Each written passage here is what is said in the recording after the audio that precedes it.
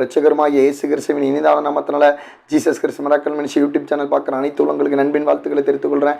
இயேசுதோறும் இனிய குடும்ப வாழ்வுங்கிற தலைப்பில் என்ன கொண்டு பரிசுத்தாவின் பண்ண உங்களோட பேசுகிறாங்க. இந்த வார்த்தைக்கு நீங்கள் உங்கள் குடும்பம் செவி கொடுக்கும்போது கர்த்தர் தாமே உங்களை உங்கள் குடும்பத்தை ஏதேன் குடும்பம் மகிழ்ச்சி குடும்ப தேவனாக்கி கர்த்தர் கட்டாயமாக வாழ வைப்பாங்க. ஜெபத்தை குறித்து தான் பார்த்துட்டு இருக்கோம். இன்றைக்கி ஒரு ஜெபத்தை குறித்து பார்ப்போம். என்ன ஜெபன்னு பார்த்தீங்கன்னா, சில நேரங்களில் ஆண்டவரோட பிள்ளைங்க, அதாவது வேதத்தின்படி வாழ்ந்து கர்த்தருடைய நாமத்தை மையம் உண்டாக வாழ்கிற சகோதர சகோதரிகள், கர்த்தரே தஞ்சமாக வாழ்கிற சகோதர சகோதரிகள் வாழ்க்கையிலும் ஒரு சில வியாதிகள் வரும். அது அந்த வியாதி அவங்கள அழிச்சிட கிடையாது. அந்த வியாதி அவங்கள என்ன செய்யுது, தரமட்டமாக்கிற கிடையாது. அந்த வியாதி அவங்கள மறிச்சு போது கிடையாது. அந்த வியாதியில் என்ன செய்வார், கர்த்தராகிய இயேசு கிறிஸ்து மகிமைப்படத்தான் அந்த வியாதி உங்களுக்குள்ளே வரதுக்கு தேவன் அனுமதிக்காங்க. அதனால் அது என்னங்கிறத இன்றைக்கி வசனத்தின்படி பார்ப்போம். யோவான் 11:40 படிக்கிறேன். இயேசு அவளை நோக்கி, நீ விசுவாசித்தால் தேவனுடைய மையை காண்பாய் என்று நான் உனக்கு சொல்லவில்லையா என்றார்.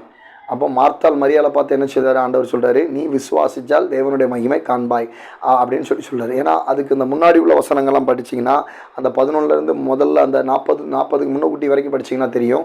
அதில் என்ன செய்வார்னா, ஆண்டவர் என்ன செய்வாங்க, வேறு ஊரில் போய் ஆண்டவர் என்ன செய்வாங்க, பிரசங்கம் பண்ணிக்கிட்டு இருப்பாங்க. அப்போ பார்த்தா ஆண்டவருக்கு பிரியமானவன் தான் அந்த மார்த்தாள் மரியாளுடைய தம்பி லாசரு மரணத்துக்கு எதுவான வியாதிப்பட்டிருப்பான். ஆனால் அப்போ இயேசுக்கு அழைப்பு கொடுப்பாங்க. ஏசப்பாவால் ஆண்டவரால் என்ன செய்ய முடியாது, அந்த இடத்துக்கு வர முடியாது. அப்போ என்ன செஞ்சிருவான், அவன் லாசரு மரிச்சு போயிடுவான். மரிச்சு போனதுக்கப்புறம் தான் ஆண்டவர் என்ன செய்வாங்க, அந்த இடத்துக்கு வருவாங்க. அந்த ஊருக்கு வந்ததுக்கப்புறம் என்ன செய்வாங்க, மார்த்தாள்ட்டையும் மரியாள்ட்டையும் கேட்கும்போது 2 பேரும் என்ன செய்வாங்க, அழுதுகிட்டு, ஆண்டவரே நீங்கள் ஐயரே நீங்கள் இருந்தீங்கன்னா என் தம்பி பொழைச்சிருப்பானா, நீங்கள் இல்லாமல் போயிட்டீங்களா, நீங்கள் வராமல் விட்டு போயிட்டீங்களா, உங்களுக்கு ரொம்ப பிடிச்சமான சிநேகிதன் அல்லவா அவன் அப்படின்னு சொல்லுவாங்க. அப்போ ஆண்டவர் என்ன சொல்லுவார், நீங்கள் ஒன்றும் கவலைப்படாதீங்க, அவன் மரிச்சு போகலை, அவன் நித்திரை தான் அடைஞ்சிருக்கான், அவனை எங்கே வச்சிருக்கு அப்படின்னு சொல்லி அந்த இடத்துக்கு என்ன செய்வாங்க, இயேசு மார்த்தாளை மரியாதையும் கூட்டிகிட்டு போகும்போது ஆண்டவர் என்ன சொல்லுவார், நீ விசுவாசிச்சா தேவனுடைய மகிமை காணப்படுவேன். அப்போ அவன் மறிச்சு போன பொழைப்பான், நீ விசுவாசி அப்படின்னு ஆண்டவர் சொல்லுவாங்க. அதே மாதிரி அந்த இடத்துல போயிட்டு பார்த்தீங்கன்னா, ஆண்டவர் என்ன செய்வாங்கன்னா, அந்த அந்த அந்த கல்லறைக்கு போயிடுவாங்க. கல்லறையில் அவனை என்ன செஞ்சிருவாங்க, அடக்கம் பண்ணிடுவாங்க. அடக்கம் பண்ண உடனே பார்த்தீங்கன்னா, அதுக்கு முன்னக்கூட்டியே இயேசு என்ன சொல்கிறாருன்னா, இயேசு அதை கேட்ட பொழுது, இந்த வியாதி மரணத்துக்கு எதுவாக இராமல் தேவனுடைய மகிமை விளங்குவதற்கு எதுவாக இருக்கிறது, தேவனுடைய குமாரன் இதனால் மகிமைப்படுவார் என்றார். அப்போ அந்த வியாதி வந்ததுன்னு ஆண்டவர் என்ன செய்தாங்க, அதை தெரிஞ்ச உடனே என்ன செய்தாருன்னா, மார்த்தாள் மரியாள்கிட்ட என்ன சொல்கிறாங்க, இது அவன் மரணத்துக்கு கிடையாது, இதில் இயேசு மகிமைப்படுறதுக்கு தான் அவனை கொண்டு அவன் மரிச்சு போன உயிரோட வர்றதுக்காண்டி இயேசு மகிமைப்பட போகிறார். அதில் அதுக்கு எதுவாக தான் அந்த வியாதி வந்திருக்கு அப்படின்னு சொல்லி இயேசு என்ன சொல்கிறாங்க. அவங்க சீசர்கிட்டையும் மார்த்தாள் மரியாள்கிட்டையும் சொல்கிறாங்க. அப்போ இதே மாதிரி பார்த்தீங்கன்னா, நீங்களும் ஆண்டவரோட பிள்ளைங்க, இயேசுவை ஆராதிக்கிற பிள்ளைங்க, இயேசுவோட வார்த்தையின்படி வாழ்கிறவங்க, அதுக்கப்புறம் என்ன செய்வாங்க, கர்த்தரே தஞ்சமாக நீங்கள் வாழ்கிறவங்க, உங்கள் வாழ்க்கையிலும் ஏதாவது ஒரு வியாதி வந்திருக்கலாம். ஏதோ தீராத வியாதி, மரணத்துக்கு எதுவான வியாதி, இல்லைனா உங்கள் பொண்ணுக்கோ பையனுக்கோ கணவருக்கோ குடும்பத்தில் யாருக்கோ வந்திருக்கலாம். இந்த வியாதியிலேருந்து எப்படி வெளியே வர தெரியலையே, மருந்து மாத்திரை எவ்வளோ எடுக்காமல் இதில் மாற்றம் இல்லையே அப்படின்னு நீங்கள் நினச்சிக்கிட்டு இருக்கலாம். அதை நினச்சி நீங்கள் கவலைப்படலாம், கலங்கலாம், வருத்தப்படலாம். ஆனால் வசனம் என்ன சொல்லுதுன்னா, இது இயேசு அந்த வியாதியின் மூலிமா உங்களுடைய குழந்தைகள்கிட்டையோ, உங்களுடைய கணவர்கிட்டையோ, உங்கள் மனைவிட்டையோ, உங்கள் குடும்பத்தில் பெரியவங்கள்ட்டையோ இயேசு என்ன செய்ய போகிறார், அந்த வியாதியிலேருந்து அவங்கள விடுதலை கொடுத்து இயேசு என்ன செய்ய போகிறார், அதில் மகிமைப்பட போகிறார். அதுக்கு தான் அந்த வியாதியை கர்த்தருடைய பிள்ளைங்களுடைய வாழ்க்கையில் ஆண்டவர் என்ன செஞ்சிருக்காரு, அதை அனுமதிச்சிருக்காரு. அதனால் நீங்கள் ஒன்றும் என்ன செய்ய வேண்டாம், அதை கலங்க வேண்டாம், பயப்பட வேண்டாம், அதை குறித்து நீங்கள் என்ன செய்ய வேண்டாம், திகைக்க வேண்டாம். இப்படி ஆயிடுச்சு என்ன செய்ய வேண்டாம், திகைக்க வேண்டாம். ஆண்டவர் என்ன செய்ய போகிறார், அந்த வியாதியிலேருந்து உங்களுக்கு, அந்த குழந்தைகளுக்கோ உங்களுக்கோ யாருக்கோ அந்த வியாதியிலேருந்து இந்த வீடியோ பார்த்துட்டு இருக்க சகோதர சகோதரிகளுக்கு விடுதலை கொடுத்து இயேசு என்ன செய்ய போகிறார், அதில் மகிமைப்பட போகிறார். அதுக்கு தான் அந்த வியாதி என்ன செஞ்சிருக்காரு, உங்கள் குடும்பத்தில் உள்ளவங்களுக்கோ, உங்கள் குழந்தைங்களுக்கோ, உங்கள் கணவருக்கோ யாருக்கோ அனுமதிச்சிருக்கு. அதே மாதிரி பார்த்தீங்கன்னா, ஏசப்பா என்ன செய்கிறாங்க, அந்த கல்லறையில் போய் அதுக்கப்புறம் நம்ம மரிச்ச இடத்துல போய் அந்த கல்லெல்லாம் புரட்டி போட சொல்கிறாங்க. நாத்தம் தாங்க முடியல. அந்த நாத்தத்தில் என்ன செய்தார், பிதாவாகிய தேவனை பார்த்து நோக்கி, ஆண்டவரே நீங்கள் அனுப்பிச்சிருக்கீங்க என்ன, அதனால் இந்த லாசரு உயிரோட எழும்பணும், அதுக்கு நீங்கள் என்ன செய்யுங்க, உதவி செய்யுங்க அப்படின்னு சொல்லி பிதாவாகிய தேவனோட பார்த்து பிதாவாகிய உத்தரவு கேட்டுட்டு என்ன செய்கிறாங்க, ஆண்டவரே அந்த கல்லறையில் போய் என்ன செய்வாங்க, உரத்த சத்தமாக லாசருவே எந்திரிச்சு வெளியே வா அப்படின்னு ஒரே ஒரு சத்தம் தான் கொடுக்காங்க. அந்த ஒரே சத்தத்தில் லாசரு எந்திரிச்சு வெளியே வராங்க.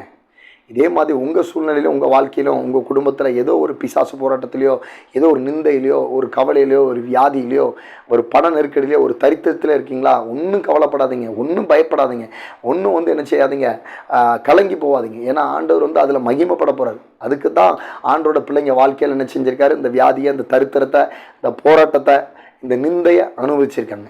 அதனால் கர்த்தர் என்ன செய்யறாங்க, உங்கள் நிந்தையில், உங்கள் போராட்டத்தில், உங்கள் கவலையில், உங்கள் கண்ணீரின் பள்ளத்தாக்கில் இயேசு என்ன செய்ய போகிறாரு, அந்த கண்ணீரின் பள்ளத்தாக்க மதுரமாக மாற்ற போகிறாரு. அந்த வியாதியிலேருந்து உங்களுக்கு ஒரு விடுதலை கொடுக்க போகிறாங்க. அப்புறம் உங்கள் தரித்திரத்திலிருந்து மாற்றம் செய்ய போகிறாங்க. அப்புறம் உங்கள் போராட்டத்திலேருந்து என்ன செய்ய போகிறாரு ஆண்டவர், விடுதலையும் விடுதலையும் கொடுத்து அதில் ஒரு ஜெயத்தை கொடுத்து உங்கள் மூலியமாக ஆண்டவராக இயேசு கிறிஸ்து என்ன செய்ய போகிறாங்க, மகிமைப்பட போகிறாங்க. நீங்கள் விசுவாசிங்க. ஏன்னா விசுவாசிக்கிறவனுக்கு எல்லாம் கூடும். நீ விசுவாசித்த தேவனுடைய மகிமை காண்பான் இருக்கு வசனம்.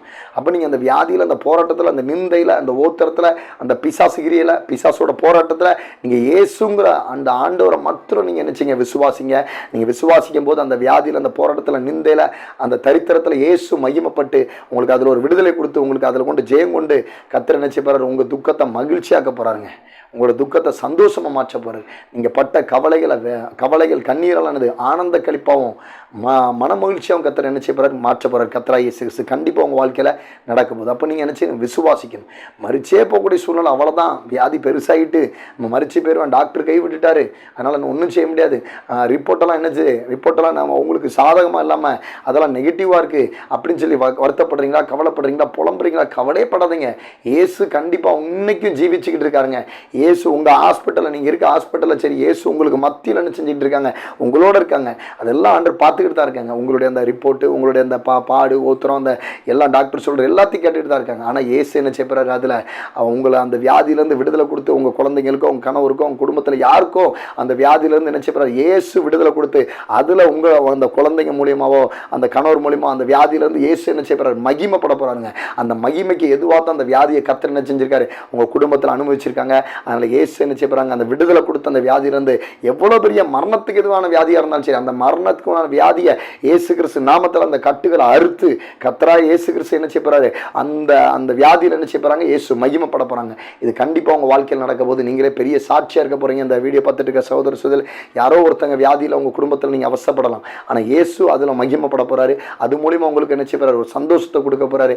அது மூலிமா நீங்கள் இன்று கண்ட அந்த மரணத்துக்கு எதுவான வியாதியை இன்னும் உங்கள் குழந்தைங்களுக்கோ உங்களுக்கோ நீங்கள் காணாத அளவுக்கு ஒரு விடுதலை கொடுக்க போகிறாரு. நீங்கள் கண்டிப்பாக விசுவாசிங்க.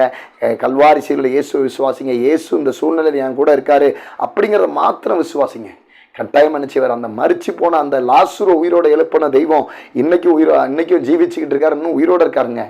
அந்த தெய்வம் என்ன செய்யப்படுறாரு, அந்த உங்கள் மரிச்சு போன சூழ்நிலையில் எந்த சூழ்நிலையாக இருந்தாலும், பண நெருக்கடி, கடன் பிரச்சனை, நிந்தா, போராட்டம், சத்ருகிரி எல்லாத்திலையும் என்ன செய்ய போகிறாரு, ஒரு உயிர்ப்பிக்கிற வல்லமை இந்த வீடியோ பார்த்துட்டு இருக்க சகோதர சகோதரி வாழ்க்கையில் அனுப்ப போகிறாரு. ஒரு ஜீவனுள்ள வல்லமை அனுப்ப போகிறாரு. அனுப்பி இயேசு என்ன செய்ய போகிறாரு, அந்த எல்லா போராட்டத்திலேருந்து, அந்த எல்லா பிரச்சனையும், அந்த நிந்தையிலேருந்து, அந்த ஓத்தரத்துலேருந்து விடுதலை கொடுத்து ஆண்டவர் என்ன செய்ய போகிறார், அந்த பிரச்சனையில் உங்கள் வாழ்க்கையில் என்ன செய்ய போகிறாரு, மகிமைப்பட போகிறாருங்க. நீங்கள் விசுவாசிங்க. தேவனுடைய மகிமை கண்டிப்பாக உங்கள் வாழ்க்கையில், உங்கள் வியாதியில், உங்கள் பிரச்சனையில், உங்கள் போராட்டத்தில் காணப்படும். கர்த்தர் தாமே இந்த வார்த்தையின் மூலியமாக உங்களோட கூட பேசியிருப்பாங்க. நான் விசுவாசிக்கிறவனுக்கு எல்லாம் கூடும். நீங்கள் விசுவாசிங்க. இயேசு இந்த சூழ்நிலை என்னோட இருக்காருங்கிற மாத்திரம் விசுவாசிங்க. அந்த இயேசுவை மாத்திரம் கண்ணோக்கி பாருங்க. கண்டிப்பாக விடுதலையும் ஜெயத்தையும் ஆண்டவராக இயேசு கிறிஸ்து உங்களுக்கு கொடுத்து அவர் உங்கள் மூலியமா அந்த சூழ்நிலையில் மகிமைப்பட போகிறார். கர்த்தர் தாமே இந்த வார்த்தையின் மூலியமாக உங்களோட கூட பேசியிருப்பாங்க. நான் விசுவாசிக்கிறேன். நீங்கள் கர்த்தரால் ஆசீர்வதிக்கப்பட்ட தேவ ஜனங்கள். கர்த்தர் கிருபை உங்களோட கூட இருப்பதாக.